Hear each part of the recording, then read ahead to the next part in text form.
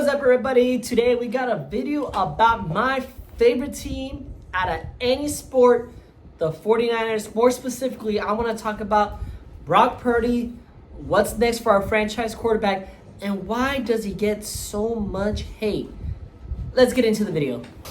All right, so let's get off right off the bat and address something that all us 49er fans, we see everywhere. We hear on ESPN, we hear on a Fox podcast, that random idiot who thinks he knows sports on TikTok. There's a lot of those. And a bunch of content creators here on YouTube who don't believe in Brock Purdy. First of all, you're a dumbass. So the San Francisco 49ers had a very successful season, making it all the way to the Super Bowl, but unfortunately did come short against the Kansas City Chiefs in overtime with a lot of controversy. According to some of the players, they didn't know the overtime rules. Our offensive line just hasn't been there all year besides Trent Williams. So realistically, what's next for this team? Where do they go from here? Is that Super Bowl window closing? I'm going to say no. I think our Super Bowl window is at least open for another season or two before we're going to have to not rebuild, but retool. Because it's no secret that right now we're in the mix of an offseason where Brandon Ayuk is needing a contract extension. And it's looking like both sides are not on the same page yet, which is really it's really like sad because I'm really such a big Brandon Ayuk fan, but at the same time, I understand where the 49ers are coming from because Brock Purdy's contract, he'll be eligible for an extension after next season. And you got to pay the guy who's taken you to NFC Championship game, won another NFC Championship game, and a Super Bowl. All that in within 2 years. So the 49ers have a really good young quarterback right now where they can really build off of and take advantage of that rookie contract. But speaking of said quarterback, Brock Purdy, why does he get so much hate? You would think with the record that he has and the proven track record he has on the field that people would be loving him, that he would be like almost the face of the NFL right next to Patrick Mahomes or at least behind it. Because how could you not love a story of a mystery relevant becoming a third string for the juggernaut 49ers and then becoming the starting quarterback and helping them succeed the way they have? A lot of people don't want to give Brock Purdy credit for that. And it's very simple why. They're haters. No, in all seriousness, the reason why is because Brock Purdy has a really elite set of weapons around him. When it comes to tight end, he has George Kittle, running back Christian McCaffrey, wide receivers Deebo Samuel, another wide receiver Brandon Ayuk, and then you have other supporting characters like Juwan Jennings, you have Kyle Juszczyk. Which is why I believe why nobody really wants to give him the credit that he rightfully deserves. Just because everyone's going to say, oh, well, you did this with this person. You did this with that person. You have to win when you don't have all the Avengers. And you know what? You can't fault a quarterback for using his weapons and winning because of his weapons. Let's look at Joe Burrow. Two very different quarterbacks, yes. One was a number one draft pick. The other was the last pick of the draft. Both similar success so far in the NFL.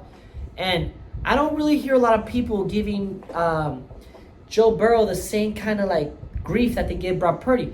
Joe Burrow does have a really good team around him offensively. He had Joe Mixon, Jamar Chase, Tyler Boyd, T. Higgins, and he doesn't have an O-line, but neither does Brock Purdy.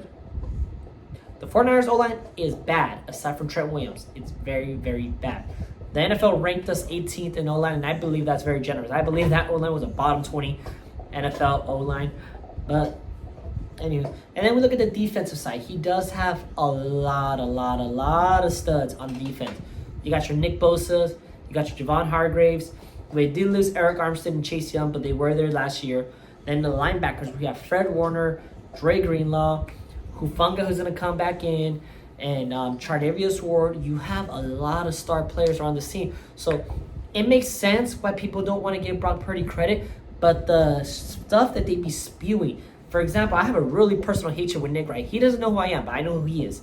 And this man, any day he's on TV when it was NFL season, just constantly, yeah, that win don't impress me. Oh, yeah, that comeback win against the Packers don't impress me. I need him to come back from a 2-touchdown deficit. Beats the Lions. Yeah, that still doesn't impress me, you know. I'm just an idiot with greasy hair and a big nose. Enough attacking the man's personal looks.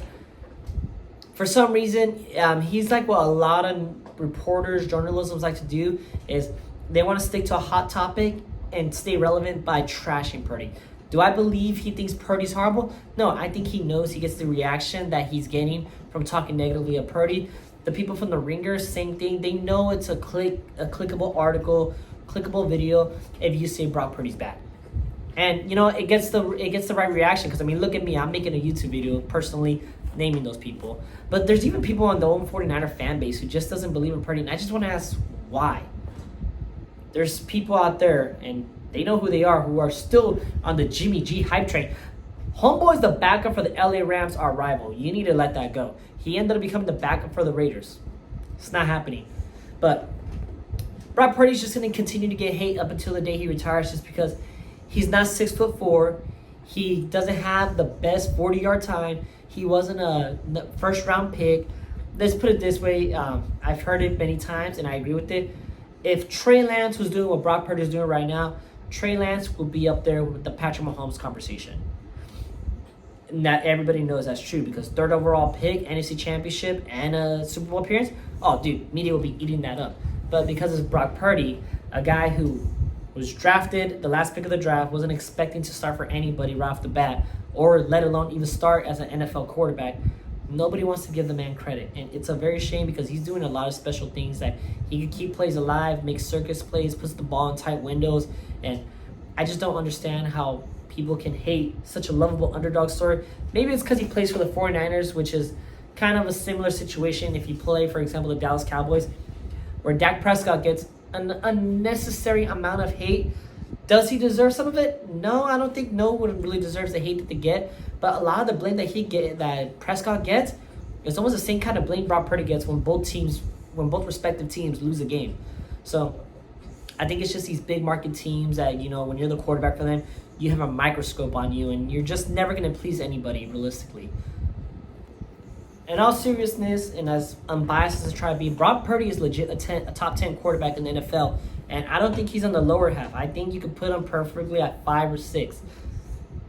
Who do I have above him? Which quarterbacks I think for sure are on a whole nother level, and these are the quarterbacks I consider elite quarterbacks. Number 1 is Patrick Mahomes. No doubt about it. He's up there. Number 2, Lamar Jackson. 3, Joe Burrow. 4, you got to give it to Josh Allen. And then 5, Justin Herbert. All AFC quarterbacks. AFC does have a deeper talent pool when it comes to quarterbacks. And then next up, Brock Purdy. I have him at 6. He probably could climb up higher if he continues doing what he's doing. And I expect him to keep climbing up the quarterback totem pole. And you know what? This goes back to like another question. What's next for the 49ers?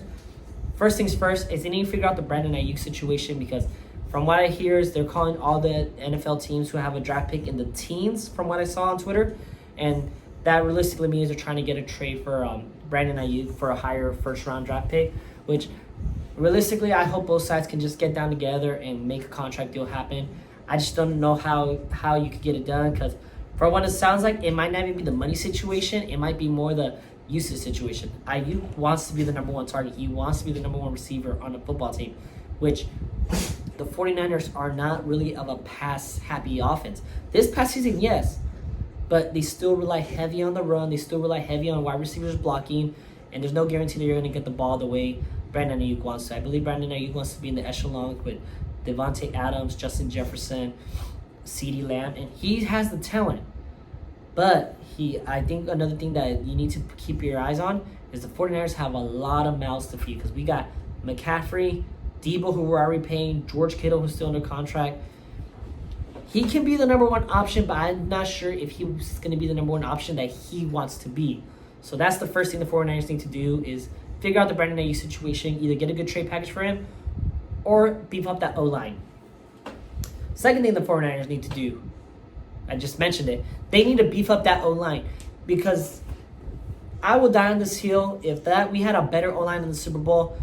Chris Jones doesn't come off of a clean open pocket to hit Purdy, and we hit Ayuk in the end zone. The 49ers win the Super Bowl.